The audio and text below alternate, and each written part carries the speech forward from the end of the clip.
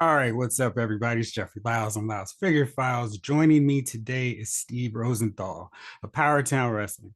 Steve, how you doing today? I am doing great, buddy. I'm really doing since the launch. I mean, I couldn't be better. Only thing is, I had to give my day job up, which was golf. So now, you know, but it's been great. Thank you. Yeah, it was a pretty exciting launch. The bundles and seeing all the figures. I've been following this line very closely on Instagram, on social media. Just really excited with every snippet, every tease, every release, and it's just been a really exciting line to follow. So I just wanted to, for everybody who doesn't know, if you could just give a little background on how Powertown came about and what you guys are hoping to accomplish.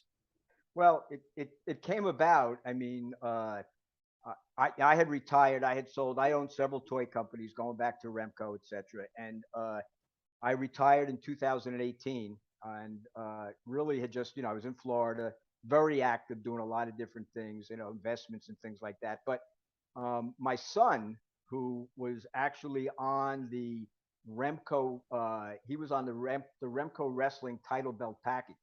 He joined a Facebook page called AWA Remco, and he called me up one day and he said, "Dad, you really gotta, you gotta check this out." So I joined, and I guess some of the AWA guys or Remco guys knew who I was, and I became this kind of semi-celebrity, which I never thought anything would grow out of my wrestling days. But I started finding out that my figures that I sold for $4.99 back in the '80s were selling for thousands of dollars. So I did my due diligence.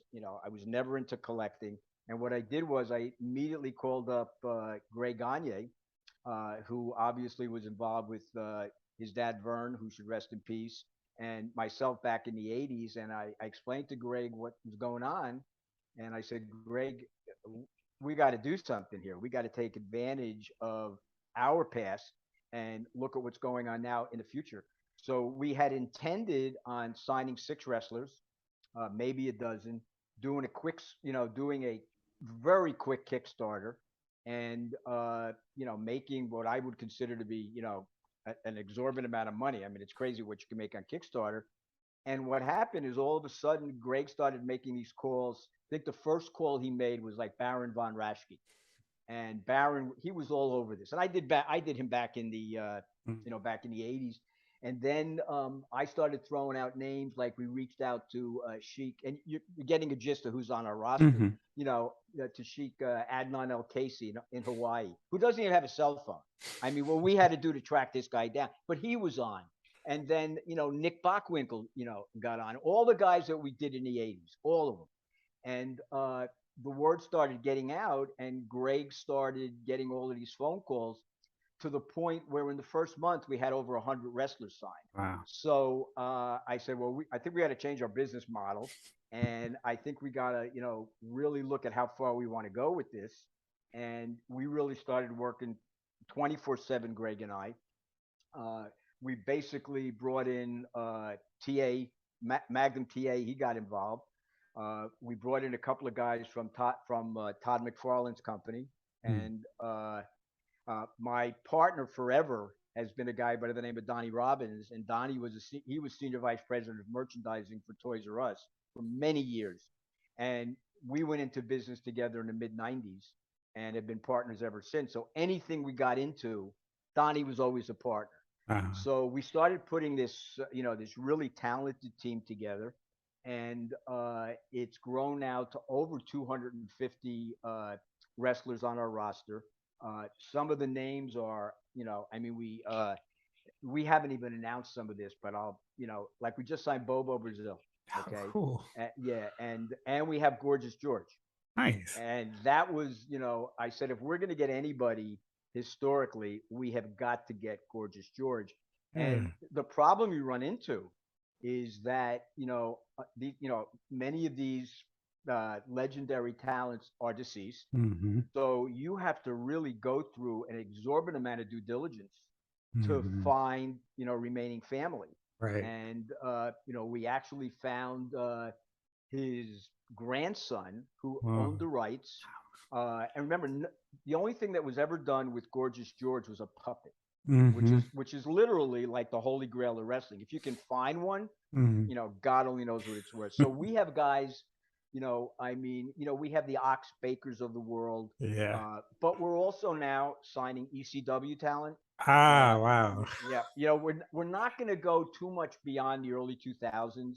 Mm-hmm. Uh, yeah, we got guys like Scotty Too Hottie and guys like that, but we got guys coming to us. So a lot of times, like we get these questions. Well, it's going to take you guys 50 years, to do all of these wrestlers, but we have so much product, other than just our figures that are literally in the pipeline.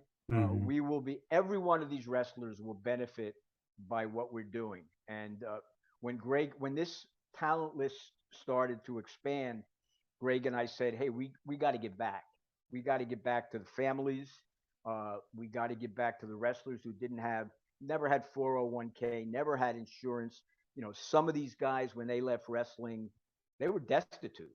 Mm-hmm. And we've reached out to a lot of these guys who are legendary, have notoriety, and they're all on board.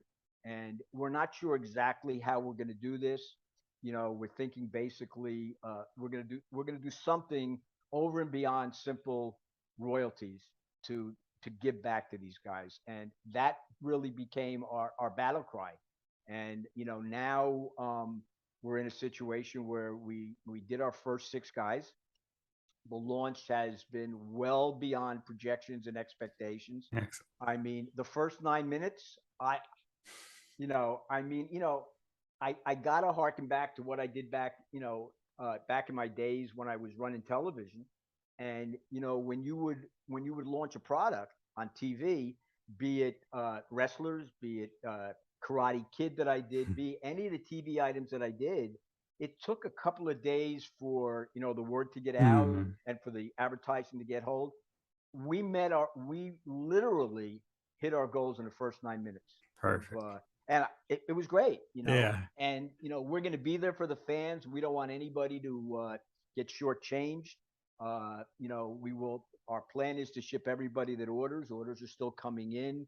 We're still doing a tremendous amount of promotion on social media. Mm-hmm. And to give you an idea, although I can't let the cat out of the bag yet, but our belts that we are doing are identical replicas of the exact belt that was designed in the day that it was designed.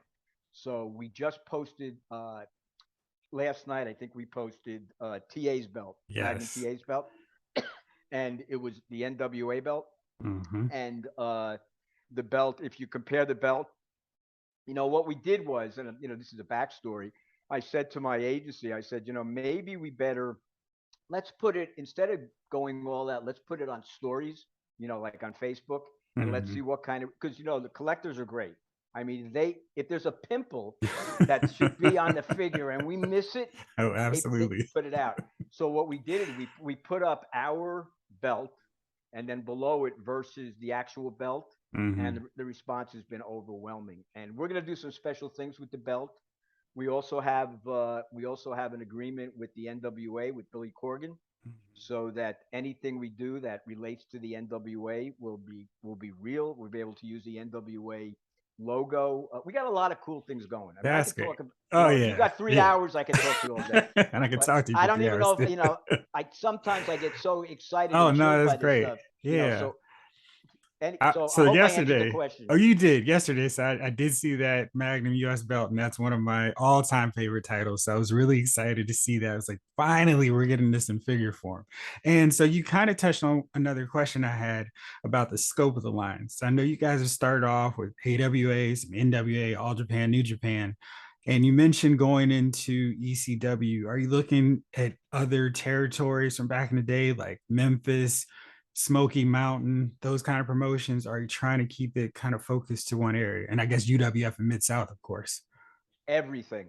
I mean, we basically, with the connections that we have. I mean, it's amazing when I talk to Greg and TA, and I mention certain names and certain people, and other than Greg, because of his dad. Hmm. Ta came up in the territories, Hmm. and with all of the friends, with all of the relationship that he has and other guys within. I mean, we got guys like Steve Kern, okay, who was Oh, one of wow. the Yeah. Steve was well, was he a fabulous one, or was Yeah. Stan Lane? Him Yeah, and he was Stan fat. Lane. Yep. Yeah, right. So he's out there, because he's so enamored with what we're doing. He's out there recruiting.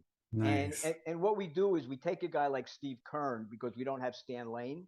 So Yeah. we're going to bring Steve Kern back as the Gator because that's what he Oh, wrestled at. wow. Okay. But the answer to your question is, yeah, we're really on top of all the territories. Greg just did an interview with I guess it was Vice TV because they're focusing on the territories. Hmm. Obviously, we're big into Kerry Von Erich's area. We're in conversation with Kevin Von Erich. So we're going to take. We've got a lot of families on board. We've got Hmm. a lot of legacy. On board between the Poffos and Greg and like Murdoch and guys like that. So yeah, the territories are really, really important because that's the history of wrestling. Absolutely. You And know, it's and always, yeah, you see that sometimes with the wrestling figure companies where they just have to focus on one area. So it's really cool to hear that you guys are going to be focusing on the we're gonna territories. we're gonna we're gonna give the fans. Here's another little bit of a metric. When we launched the first series, we were not sure. I knew we had to do Greg, Vern, Right. and Lou, Hmm. but you know if anybody asked me how successful they would be, I really had no idea. Right. Off the charts. I Oh, mean, really? it's Okay. like, well, they've never been done. Uh-huh. Uh, I will tell you this, little known secret is that uh, Greg a couple of months ago, neither Greg or I saved any of the figures from the 80s. I have Oh. I have an autographed Rick Martel. I had autographed um, Road Warriors. I gave them away. I just did, Oh. and so we didn't have any. So Greg's sister was cleaning out her attic, I think for like a yard sale or something, and she found a bag of figures. And in that bag, Greg shows me all of these different figures, and he says, "But I have this one guy. The nose was broken off. I don't know who it was." So I said, "Greg," I said, "That's your dad." I said, "I did for Vern because of my love for the guy and everything else. And he didn't want to figure. For whatever reason, he didn't want to figure. So I did a Vern Gagne head. I put it on a Remco body, Yeah. and there it was. Oh, And wow. kind of looks like the Phantom of the Opera because his nose is Right. a little bit broken. But that sample exists. Nice. And so now we're really doing the first iteration of a Greg Gagne figure. The response to Greg and Lou has been off the charts. The cooperation of Charlie Thez, who's Lou's wife, has been Mm. amazing. And those guys, those historical legends, which are the guys that we're really trying to honor, the response has been unbelievable by the collectors. I really like how you guys have incorporated the families. Watching these videos of them talking about the likeness has been really cool because so often we just hear their stories of these wrestlers and that's kind of it. But seeing the family members talk about them as well. I love the presentation with those bios because that's one of the things I always love about figure presentations. Like how much is the write up? And you guys are telling these exquisite long form stories of these guys. And I really think that's a cool touch. So, my next question I have for you is how did you guys decide on the accessories? There are guys like Magnum TA. He wore the leather jacket. He wore T-shirts. Kerry Von Erich wore robes, and he also wore jackets. How did you decide on what figure came with what accessory?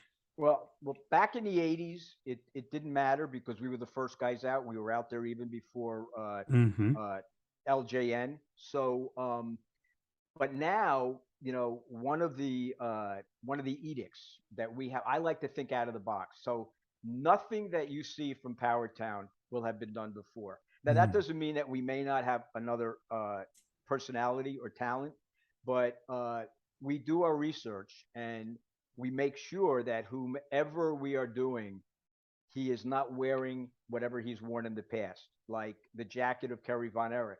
The Texas Rosenback Mm-hmm. was never done with that. TA spent a lot of time talking to TA. were the boots that he did. Those were the last boots that he wore in his Hmm. last match, before his accident. Hmm. And the leather jacket was never done. I think he was done in a vest before. Hmm. Lou and Vern, it was pretty easy. The funny part about it is that when I saw the prototypes, or really the renderings, I said these guys look like they just got done taking a shower, because they wore those, Yeah, they wore those exactly. long robes, right? Uh-huh. But they're very, very cool. And then and of course, now even Brody, we made sure that in Brody's case that we did different color fur. Uh, this is the first time he's ever been done with his hair slicked back. Right, right, right. Not that crazy look. Uh-huh. Uh, we make sure, one of the things we make sure that we capture are the eyes, because the eyes create that whole aura of who the wrestler Hmm. is. Uh, Stan Hansen, his persona in the Ring of Japan were those black, that black outfit, which Hmm.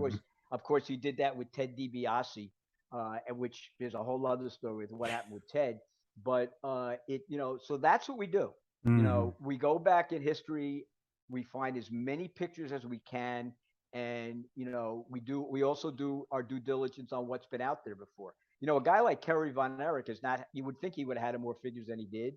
He only Yeah. really had one or two. Okay, Uh, I actually had him in the '80s, but we just never got to it. Because the hmm. AWA went out of business, and et cetera, et cetera, Oh, et right, cetera. right, right. Yeah, yeah, yeah. So, and I'm not sure when Kerry died, but I know it was, or he may have passed actually at that time.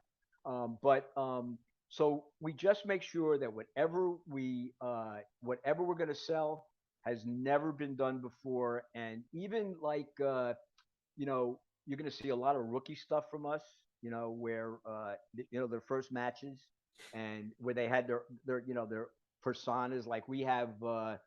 Like we have Hillbilly Jim as an example, and I Hmm. think I think his first persona, I think he was Harley Davidson. I think Yes, it was. I was trying to right, think because yes, for yeah, Memphis, it was yeah, Harley Davidson. Yep. yeah, exactly. So and I've done uh, career wise, I did back in the late '90s. I did these miniature. I was the first guy to do really, really tiny radio control vehicles, and Hmm. I did it with Harley. And I remember taking the prototype to Walmart. They brought up my entire production.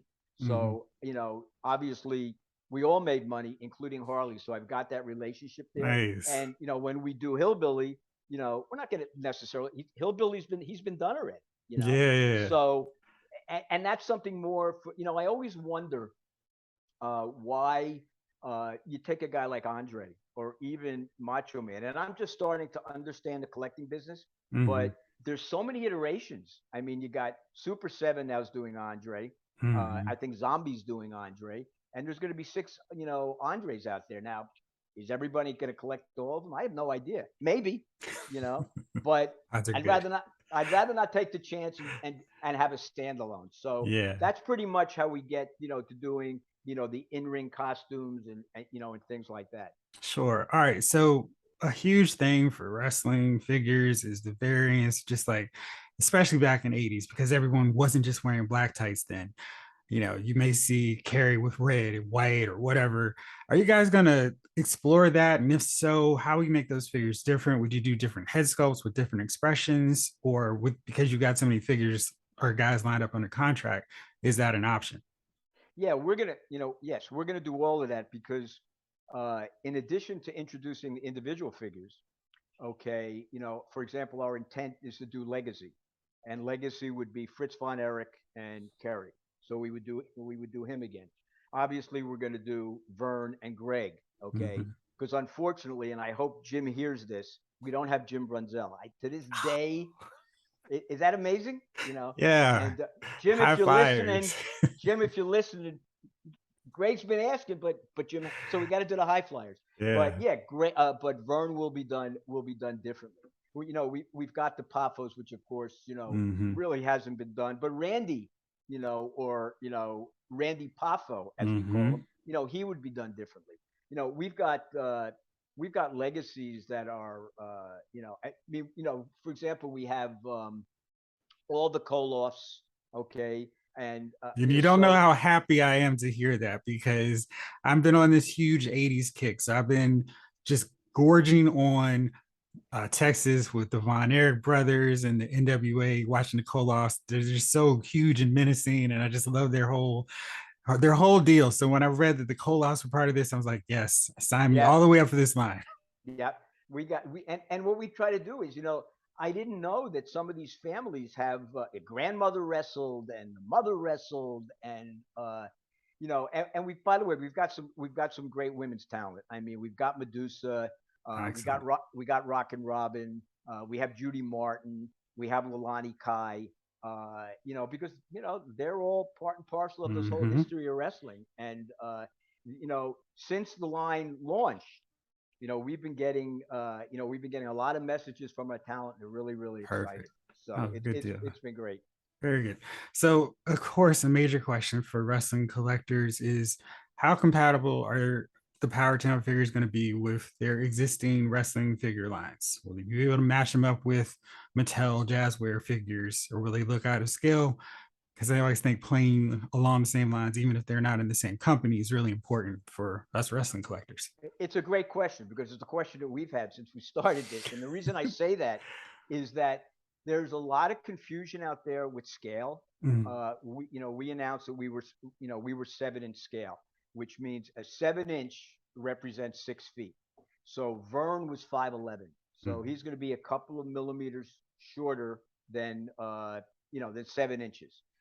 Guys like Bruiser Brody or Stan Hansen, they're going to be X number of millimeters uh, more than 7 inches. And what we did is we took all competition, we lined up our competition against our figures, and as far as we're concerned, although there have been some fans that have said that 7 inches is much taller, we're right on. So the question is, we want to be totally authentic, and we did. I don't know if you saw it. We did a Oh, size absolutely. chart, Yeah. Yep. okay, and I can only tell you that we took like Roman Reigns, and we put Roman against our figure, whatever the height is that they stated on the package. Right. They, Mattel, I guess Mattel seems to say that every figure is 6 inches, which I don't understand because they're not, you Mm-hmm. know. But and nothing against Mattel, Sure. we should Yeah. only be so successful. But so our figures should be right in scale with AEW and Mattel, Perfect. and it should be right spot on. Perfect. All right. So another question I have for you is, are these intended as, I know there's a lot of figure photographers out there and I dabble in it myself. Are you planning for these to kind of be more static, just have them on the shelves, or will figure photographers be able to capture some of those iconic moments? So, like, will Kerry Von Erich be able to put that iron claw on people, and Magnum T be able to get some semblance of his belly to belly on figures? 100%. You know, again, when we started, I said to Greg, okay, we're just going to do figures. Then I started getting back into seeing what everybody else was doing. Mhm. I mean, I think the only accessory that they haven't done is like a second kneecap. I mean, they got hands, they got ears, they got heads, they got So we've added hands, obviously, Mhm. and as the series grow, we're going to make ours. We're at 30 points of articulation now. I remember back in the 80s, that was 5 points of Right, right, articulation. right. Hey, you couldn't do anything with those guys. I Exactly. mean, so we're going to be increasing. Obviously, our design department came out of McFarland, so they understand, everything. I just was on the phone with Hong Kong prior to, speaking with you, because one of the things that we wanted to do in some of our images, you kind of see the circle on their arms. Well, we've decided to put the pins internal, so all of that kind of stuff is going to go away. Nice, But nice. we are going to make our figures as realistic as possible. We're going to be doing some stop motion, Cool. down the line. And Yeah. in order for us to do stop motion, our figures have to really be authentic. I'd like Vern to be able to do, his sleeper hold, which, Yeah, stuff like that. exactly. So yeah, the answer to your question, all of that's going to be there. Perfect. And we're also talking to some very, very special photographers that, have an incredible following that we're going to be bringing on board, from the standpoint of doing some special photography on our figures, Nice. because, this first iteration, this first series, a lot of it has been spent on development. A Hmm. lot of these various different marketing strategies that we want to take, we just didn't have time to do. But now it's all starting to come to fruition. We got some real surprises coming down the line as far as promotion that has never ever been done in the collectors area, and it's going to be pretty exciting what's going to be happening. And Awesome. we've got some uh, we've got some major branding things that are going to be happening, Hmm. very shortly, which is going to blow the top off the industry. Very dear to my heart, and you can kind of read between the lines. Yeah. So we're doing a lot of cool things. Got Very a good. lot of plans.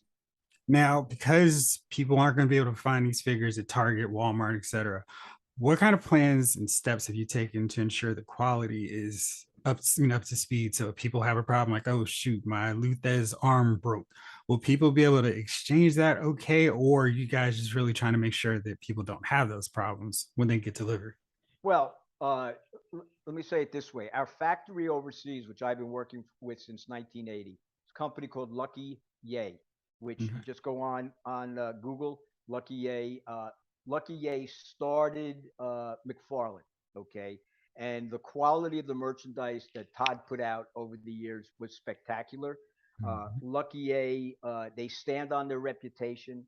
They will not put anything on the market that's going to have, I mean, you shouldn't have more than a 0.5% defective rate if you have that much in action figures. Mhm. So we're standing behind our product, 100%. Yes, if there's a problem, if an arm falls off, if whatever the problem is, we don't want our fans, our collectors, our consumer to be concerned. We're going to stand behind the product, unless somebody takes a hammer to it, then it's, Exactly. then it's debatable. But Right. we're anticipating that the quality is going to be, second to none, and we won't have these kind of problems. But if somebody does, and there's a problem, in our fulfillment, it's going to be a very very easy exchange. It's no That's problem at great to all. hear. All right, I know you got to wrap up soon, but I just have a few more questions for you. I'm yours as long as you need me. Okay, perfect. A huge component of wrestling collections is, of course, the ring. Are you guys looking at doing a PowerTown ring? And if so, would you take advantage of all these territories and incorporate different ring skirts? The answer to your question is absolutely. Yeah, Perfect. absolutely. And we're going to do some special things even beyond that. I'll bring you in something a little bit. We just signed Soleil. Gordy was the ring announcer. Yeah, Gordon And Soley. Gordon Soley, and spent a lot of time on the phone with his son. We actually have access to his original microphone. Oh, cool. Yeah, we'll be doing some really, really, you call them play sets. Yeah. I haven't gotten used to that because I see what Mattel has done, and this is all online stuff. Mhm. Our prices will be extremely affordable. Believe me, we had a tough time coming to our price, you know, and what you really have to do, you got to have the perceived value, which is why we did the book. Mhm. Obviously, we want our talent is very special, and we didn't arrive at that price point easily. I mean, if you take a look at what I mean, like Super Sevens at $55. Mhm. Uh, you take a look at some of the Hasbro-like figures. They're $40 with literally no articulation. So, and but we also want it to be affordable. And there are some collectors that thought that $45 was expensive. We think it's pretty reasonable. But I did back in the '80s. I did a Royal Rumble, and I had like 6 figures in there. We had a ring. We had all kinds of little, as we called them back then, little tchotchkes. And I don't remember. I want to say our retail was, I think it was $29.99, but I'm not sure. And we had television built in. So our goal is not to price ourselves out of the market, but Mhm. to price ourselves into the market so we get that distribution. Um, so again, to answer your question, absolutely, all of that is on paper. All of that is in our design plan. I mean, we're well into planning series 3 and 4 already, and Okay. those type of things are in our plans. And how soon will wave 2 and 3 be announced? How long do we have to wait? Uh, well, that's a good question. Um, we're still vacillating on who's going to be in that because we're still signing people. Hmm. Um, we're saying to ourselves, do we want to stay with single figures? Do we want to stay with, with our, tag teams the way we did it? We have the Rock and Roll Express and guys like that. So it's not going to be too much longer, but I Hmm. would say you'll probably be hearing about Series 2 within the next month or so. Outstanding. Hey, Steve, thank you so much. I really appreciate the time. I'm loving everything I'm seeing about this line, and I really hope it succeeds. And I'm going to do my part to make sure the word keeps getting out to everybody. And All I'm right, looking forward to many years of PowerTown Wrestling. well, we appreciate everything that you've said on behalf of the line. And anytime you got any questions, stay in touch with our agency. She'll give you my contact information. Feel free to pick up the phone or email me. Whatever I can do to help you, I will. All right, appreciate it. All right, thanks so much. Thanks, buddy. Talk Nice to you talking to soon. you. Nice Have a good talking to you. weekend. You Bye too. bye. Bye.